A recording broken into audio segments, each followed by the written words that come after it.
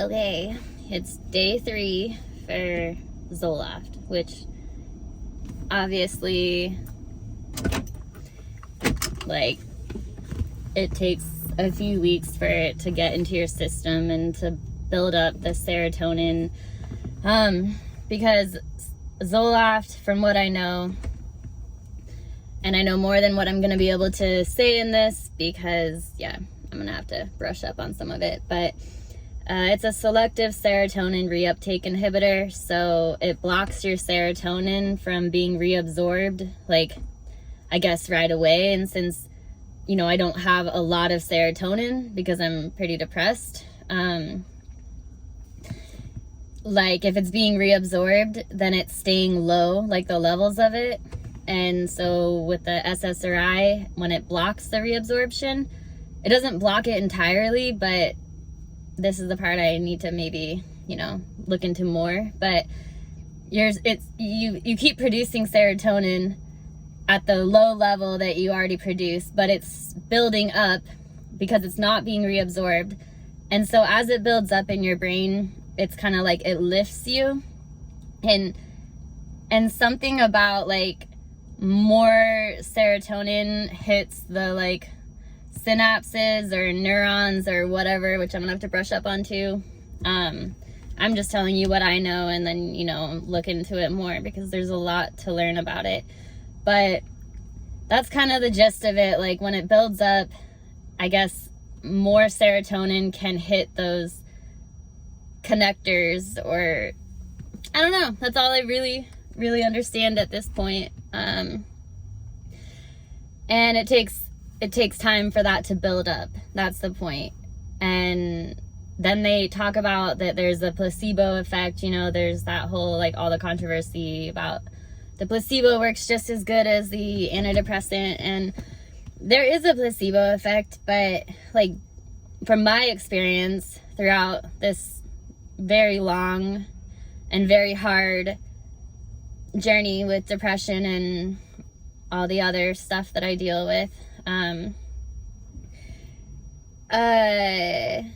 the placebo effect is real, but it's real for me in the sense that when I finally make the choice to get on an antidepressant, I'm usually really not doing well at that point. I try as hard as I can to do it without antidepressants, and I make it about a year and a half.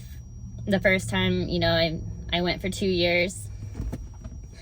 And when I get to the point that I say, okay, I have no other choice, I need to get on an antidepressant, it's usually the first time I ever got put on antidepressants, I was 15. I didn't like how it made me feel, and I stopped taking it right away. That's not a good plan. There's a lot of reasons for that, but I was a teenager, and luckily I hadn't been on it for that long. But it's still very dangerous to just start and stop, and that's something that can lead to suicide, is doing that with medication. Also, not recognizing when the medication is not affecting you correctly can lead to suicide. And so, yes, it is very real, the possibility of that, especially when you're struggling with mental illness. And then you're adding all these chemicals that are just changing things, and it's scary. It's, when you really know about it, it is scary. And a lot of people, like, we think that antidepressants, like, kill brain cells. I don't anymore. I'm learning things, but there's not real answers out there, and it's hard to trust. So I'm trying not to be all over the place, but that was the first time I got put on antidepressants. I was 15. The second time was when I was in my accident. I was 18, and I broke my back and became paralyzed from the waist down. I got my quads back, so that's to explain that part of it. But someone came to me in the nursing home, and because I was really depressed. I mean, I was already depressed and struggling, trying my best in life, but then I got hit with that, and I just didn't feel like I could do it. I didn't want to do it. I I lost a lot of hope in life and a lot of things. And so I laid in the nursing home all day and night in the dark. And the reason I went to a nursing home instead of home is, well, for one, I needed bones to heal before I could go to rehab. And I didn't want to go home because I was so depressed, and I didn't want to be around people where I felt like I had to pretend like I was okay when I wasn't. And I didn't want to bring anyone down. So that was my choice, to go to the nursing home and just be depressed there and hope that I can work through it. So someone came to me in the nursing home and tried to convince me to get on antidepressants. And I said, no, I don't want to do that. I don't know how I feel about them, and I think I need to do this on my own. And so for 2.5 years, I tried to do it on my own, and I did a lot. I really did a lot. I learned about wheelchair basketball a year after my accident and started playing, learned there were colleges that offer scholarships, earned a full ride wheelchair basketball scholarship to the University of Illinois. I learned about the USA team and the Paralympics, and I made that my goal and said, no matter what, I'm going to do whatever it takes, and I'm going to make it. And I don't know how many years later, 8 years later, I went to the 2016 Paralympics. And I graduated from college, and I did a lot. But, okay, starting back at the accident, she tried to convince me to get on antidepressants, and I didn't want to. I did all of that, got into college. So it was my first year in college, and the year leading up to it, I had a close friend commit suicide. The December, this might fall again, but in December of 2010, and then in June, might have been July, but I think it was June of 2011, I had another close friend commit suicide / schizophrenia made him jump off a building. He was 21, maybe 22. I don't remember, but it was devastating to me, and it was just like one thing after the other. I went from getting paralyzed, just 2 years prior to leaving for college, and then losing 2 friends, one after the other, and then going to college and not knowing that I have ADD, and that is why things have always been so hard for me. And maybe that has been a big part of what caused me to develop such severe depression. I mean, I know it was a part of it, but there's other factors as well. Genetics, environment, a lot of things. But so that was the second time that I got on antidepressants, was the winter of my first year in college, because I was drowning and I couldn't keep up on practicing every morning wheelchair basketball 2 to 3 hours, 6:30 in the morning, and not getting any sleep at night, and going to these extremely hard classes at the University of Illinois, a really good college, and I needed help. I was crying every night, calling home. My family was worried about me. Some of them wanted me to just quit and come home because they were scared, and they were worried about if they didn't answer the phone, if I would be okay, and I was scared. And so when I came home that winter, I had an appointment with my doctor, and she prescribed Wellbutrin. And when my dad drove me back to the airport to go back to school, we went and picked up the prescription on the way, and I was crying. I didn't want to go back. I was having such a hard time, and I just took the Wellbutrin, it was 150 milligrams at first. I just took it right away, and just every day I was just hoping, just waiting for it to help. I was desperate. And so there's a placebo effect in the fact that I was I'm taking this step, but I didn't know what it was gonna do to me. And it actually ended up making me worse at first. I started crying all the time.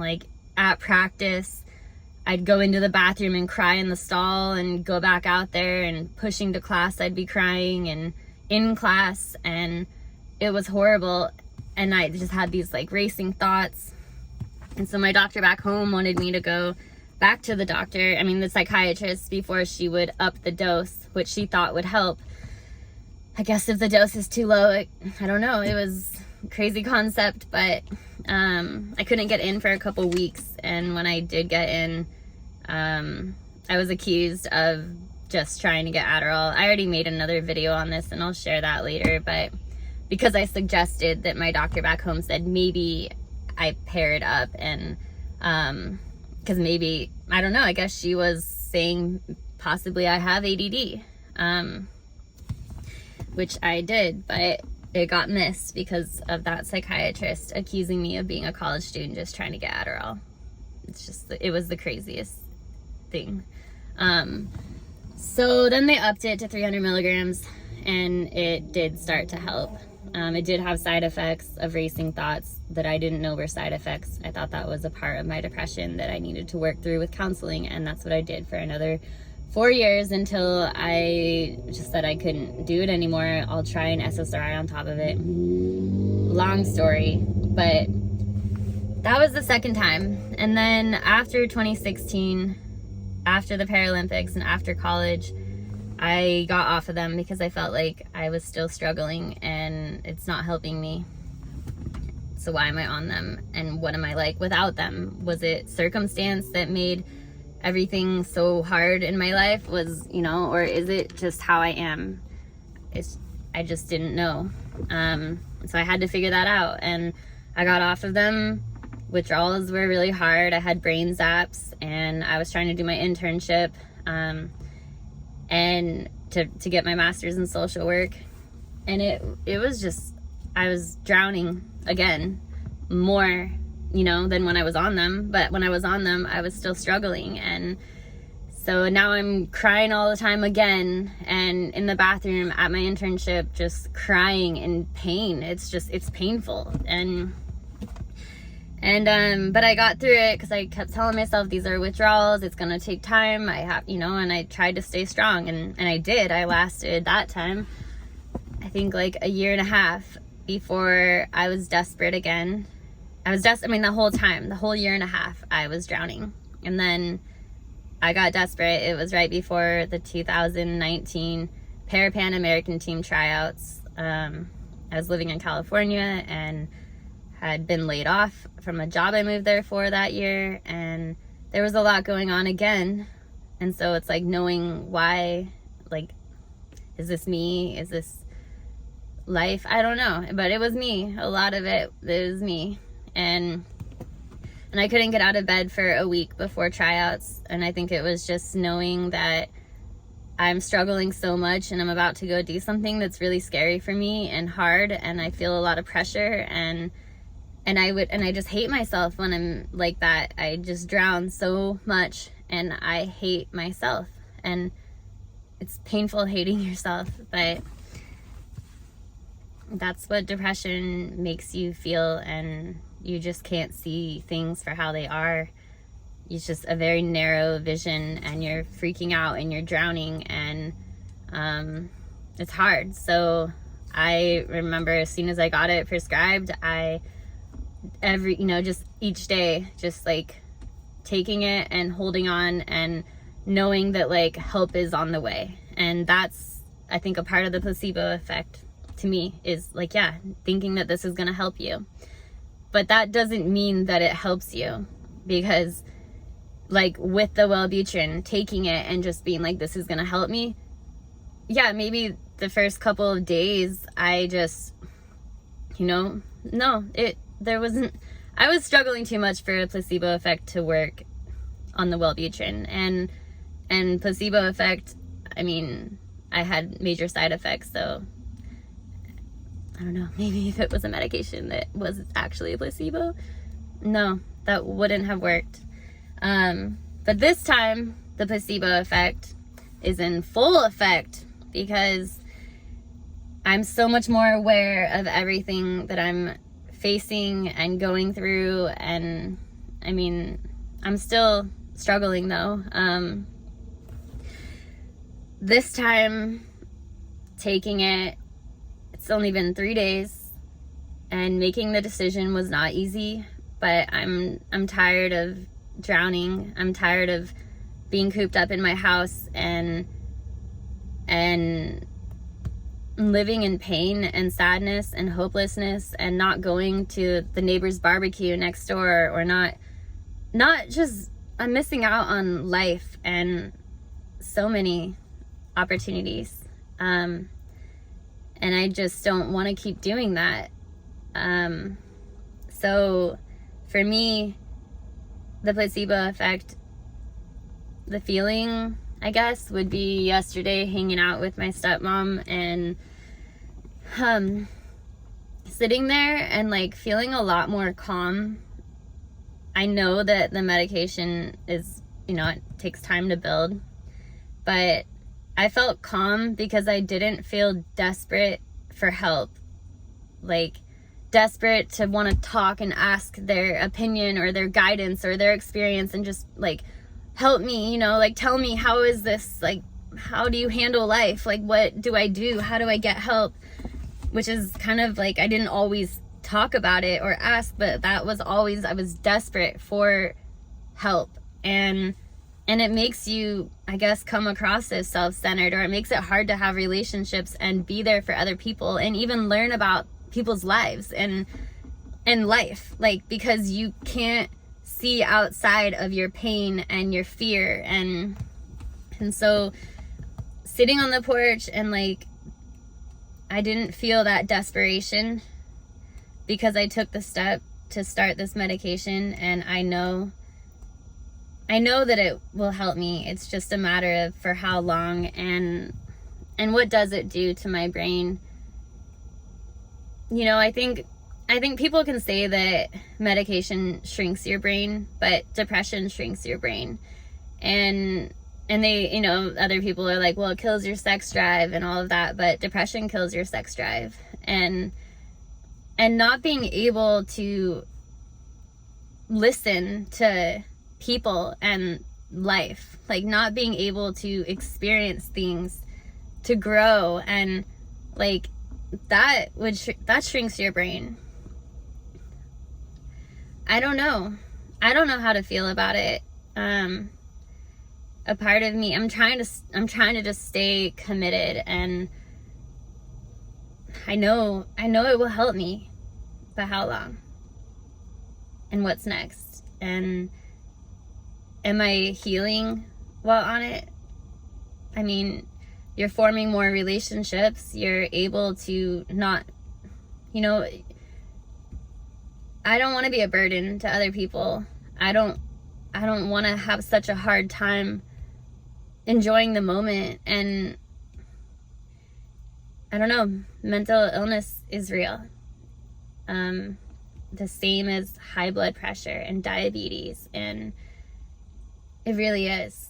Like, there's not as much stigma with diabetes and high blood pressure. Yet there still is, like, there's still judgments where people think, oh, if you lifestyle change, or if you ate healthier, if you exercised, like, but if someone refused to take a medication or get their, what's the diabetes, their insulin, like, and they constantly feel like they're gonna pass out and they're just struggling, like brain fog, whatever they deal with. I mean, it's dangerous. And you take the medication. Like, I still don't know how much I believe 100% that mental illness and depression is like, I don't know. All I know is that my brain does not produce the chemicals to stay functioning, stable, consistent, like level. But the thing I have a hard time with is that I did want to do like microdosing with like mushrooms, psilocybin. I do believe in that. I believe in the healing powers of it. I absolutely do. But I need consistency in my life, and I can't even do the research, make the calls, figure out how to, I can't do that without having this help for my depression. And so that's hard for me.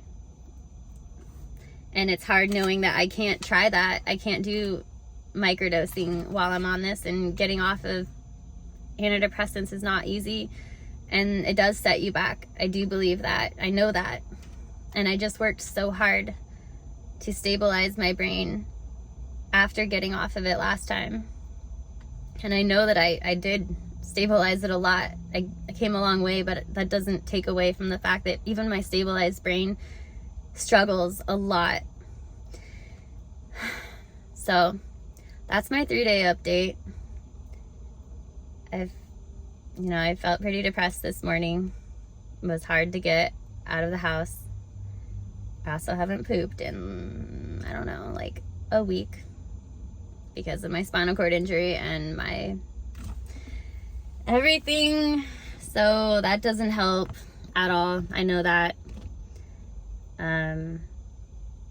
But I do believe that, like, the future will be brighter. I'm just really torn because for some reason psilocybin keeps coming up in all conversations in movies and TV shows, and I am feeling very torn about what to do. Like, I want to just quit taking it right now. 3 days on, just keep on the path of what I believed in to begin with, which was natural healing. But at the same time, I just don't know. I just feel like there's never a good time. But if I really did want to do microdosing, like, now would be better than later when I've, established a career, and I don't, time to go through the withdrawals, and maybe it won't work. I really don't know. But that's my update. I'm going to try and stick with this because I got locked out of my old iPhone and lost all the videos, the vlogging that I did for this entire last year, from October of 2020 to like May of 2021. And I was holding on to all the videos and not sharing because I felt like I was such a mess. And I don't know, it was hard to not let the pressure of what other people thought and their view on depression or mental illness or affect me. And I just couldn't listen to people telling me to just get on an antidepressant as if it was just simple, easy choice, like as if it didn't affect me, or asking me what my doctor said, because I'm tired of that. I never got the help I needed from going that route.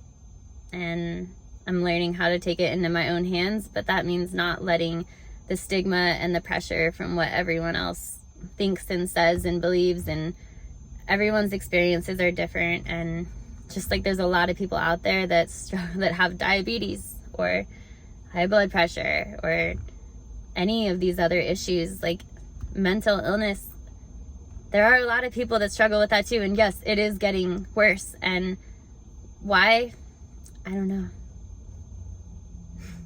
I have a lot of theories, but I'm gonna get off the phone so I can go to my sister's and get my hair cut.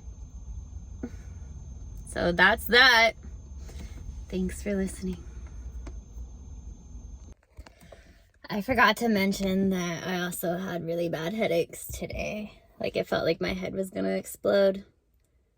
And I was kind of restless a little bit last night, but the headache I know is from the Zoloft because I don't get headaches ever.